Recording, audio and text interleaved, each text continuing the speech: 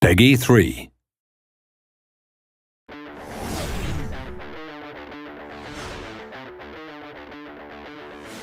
There's no doubt about it, defending is harder in FIFA 12 than it's ever been. So to help you keep a clean sheet, we asked a select panel of pro gamers for their top defending tips. You're most vulnerable to an attack when your opponent gets the ball between your defence and midfield.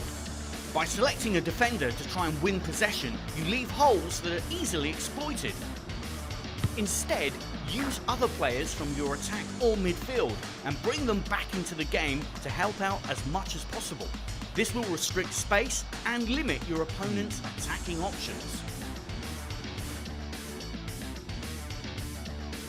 If you're struggling to select the player you want to use, you can switch by flicking the right stick towards that player rather than tapping L1 or LB.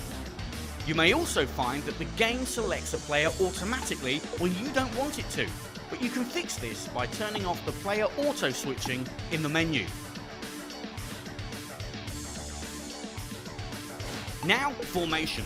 Most of the top players use a 4-1-2-1-2 or a 4-2-3-1 formation to provide a little extra cover and regard their defensive midfielder as the key man in their side, since he's the man that will break up a lot of attacks and begin a counter-attack.